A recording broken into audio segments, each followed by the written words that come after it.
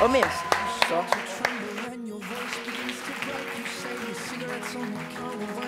Oh, ma chanson.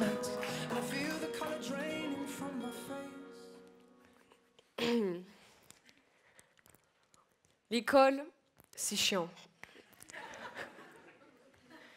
On est obligé de travailler, de se lever tôt le matin, de réviser les contrôles, parfois même pour le lendemain. Et en plus, si vous tombez sur une prof insupportable, vous êtes sûr de passer un sale quart d'heure. J'entends par insupportable une prof qui est de mauvaise humeur, qui crie tout le temps, qui n'est là que par obligation. Eh bien, je vous assure que quand vous passez des heures avec cette personne dans la même salle, ça devient vite pesant. Alors c'est sûr que je préférais être autre part que sur les bancs de l'école, mais bon, tant qu'à y être, autant travailler. Au pire, on n'a rien à perdre, au contraire. Mais bon, tout le monde ne pense pas la même chose que moi, heureusement d'ailleurs. Et vous, l'école, ça vous plaisait? Merci. Alors, vous devez sûrement penser que j'ai un regard très subjectif sur l'école. Mais en réalité, il s'agit du regard d'avant, avant ce projet, ce déclic qui m'a redonné goût à l'école. Alors, quel est ce projet?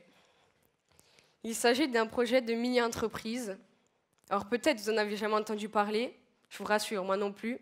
J'en avais jamais entendu parler jusqu'à ce jour où ma professeure de français nous en parle pour la première fois. Au début, on n'était pas très motivés, pas très enthousiastes. On ne comprenait pas vraiment le but de ce projet.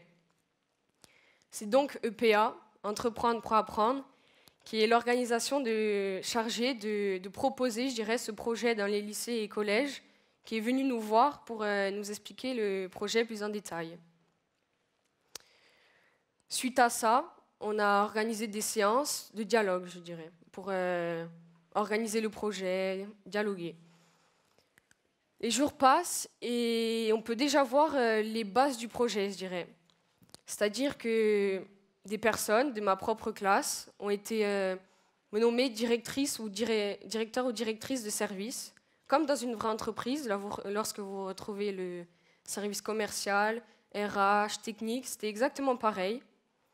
Pour ma part, j'ai eu la chance d'occuper deux postes de directrice, le poste de directrice commerciale et RH. J'ai pas eu à me plaindre, franchement, parce que j'avais deux postes différents qui m'apportaient des choses différentes. Comme par exemple, le poste de directrice RH m'apportait cette complicité avec mes camarades.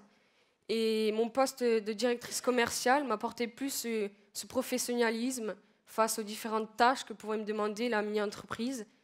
Et il me permettait aussi vraiment d'entretenir des liens avec les chefs d'entreprise de l'extérieur. Alors, je ne sais pas vous, mais dans tout projet, il y a des objectifs. Pour notre part, on en avait deux objectifs. Le premier était de créer une entreprise, une mini-entreprise, pour ensuite créer un produit ou un service.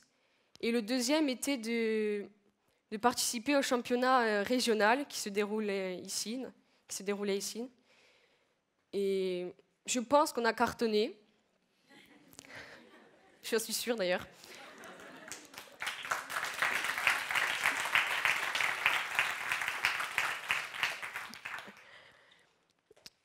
Mais pour arriver à ce résultat, on a dû travailler, se préparer.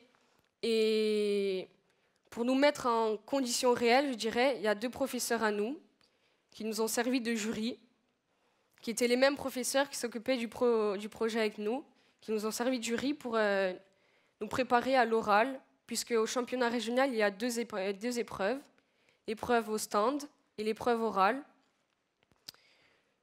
Et ouais, voilà. Ils nous ont préparés et pour nous mettre, pour qu'on soit parfait, je dirais.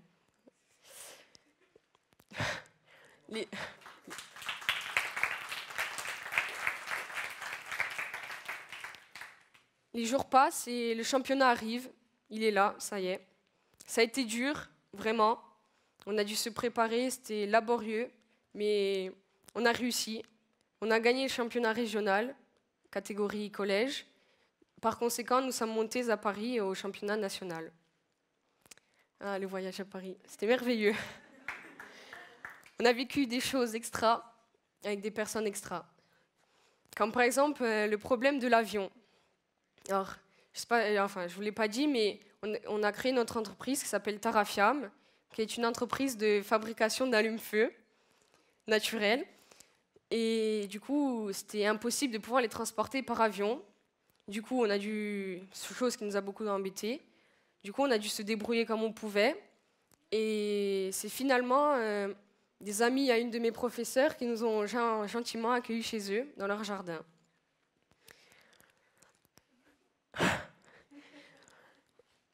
Aussi vite arrivé, on s'est mis à fabriquer nos allumes-feu dans leur jardin. Et au bout de quelques heures, il s'est mis à pleuvoir. Super, quoi. Et du coup, on a dû mettre une tente au-dessus de nous pour finir nos allumes-feu, parce que je pense que des allumes-feu trempés, ça ne marche pas beaucoup. Ouais.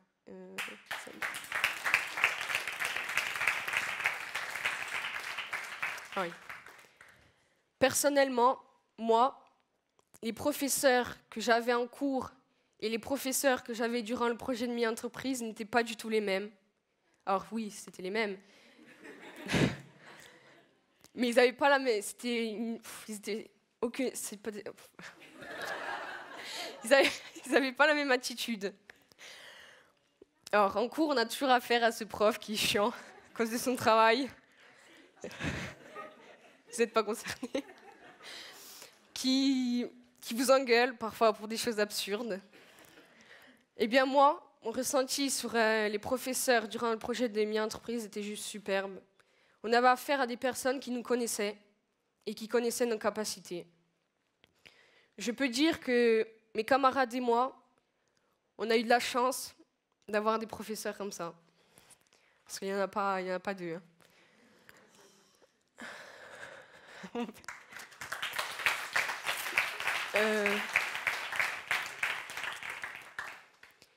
Ce projet était tout nouveau pour nous et ça a été dur, mais on l'a fait et je peux dire qu'on a réussi à mener à bien ce projet grâce aux personnes qui ont été présentes à nos côtés, qui nous ont épaulés. Et mes professeurs étaient là. Ils nous ont été, lorsqu'on avait besoin de personnes pour nous écouter, ils étaient là. Ils nous ont été indispensables. Ils nous guidaient. Ils nous rassuraient. Ils nous donnaient de la confiance par leurs attitudes toujours positives. Et pour ça, je les remercie.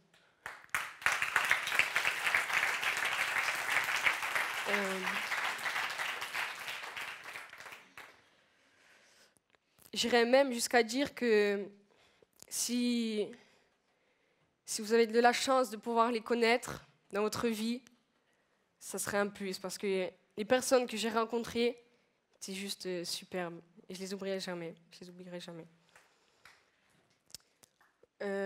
Pour vous, c'est quoi l'attitude que devrait adopter un professeur en cours? Pour moi, il faut qu'il soit sévère, mais pas trop. Qu'il soit lui-même et surtout lui-même, parce qu'on ne va jamais reprocher à une personne d'être la personne qu'elle est. On ne peut que l'apprendre et essayer de l'améliorer. Il faut qu'un professeur...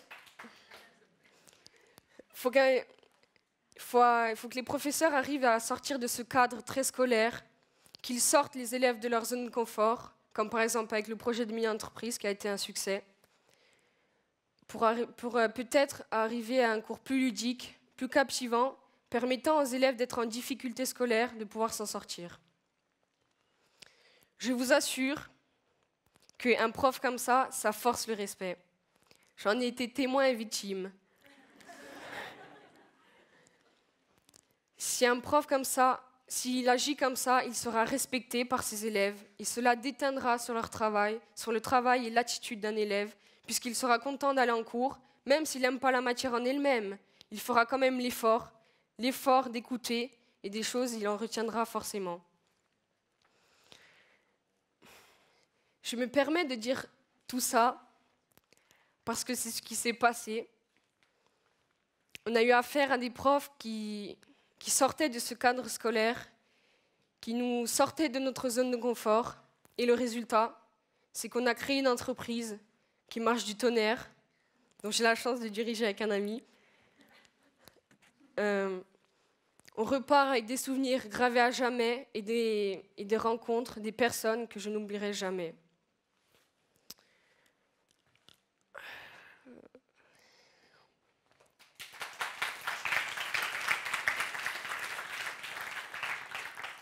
Ces mots que j'ai employés sont pour moi très forts parce qu'ils décrivent au mieux ce que j'ai pu ressentir sur les personnes qu'elles sont, sur leur bienveillance qu'elles ont pu avoir à l'égard de nous.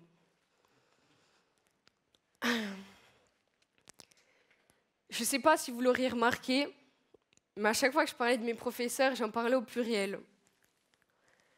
Mais en réalité, ça se résume à un professeur. Ce professeur qui, pour moi, nous a permis de réaliser ce projet. Or, c'est vrai, il y a eu plusieurs professeurs, mais qui nous ont été indispensables. Mais pour moi, ce professeur qui, pour moi, nous a permis de réaliser ce projet est ma professeure de français, Laurent Bassoul.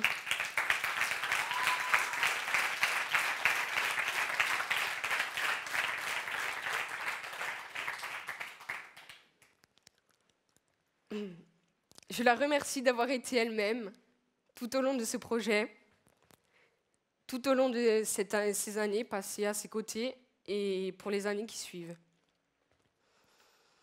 Parce que pour moi, c'est une personne, c'est la prof parfaite. Voilà, la prof parfaite. Ça n'existe pas, mais ça, voilà, on l'a retrouvée.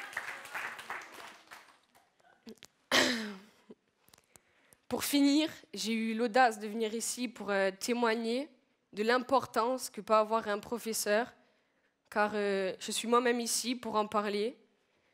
Et même si j'étais vraiment très touchée, très marquée, donc voilà.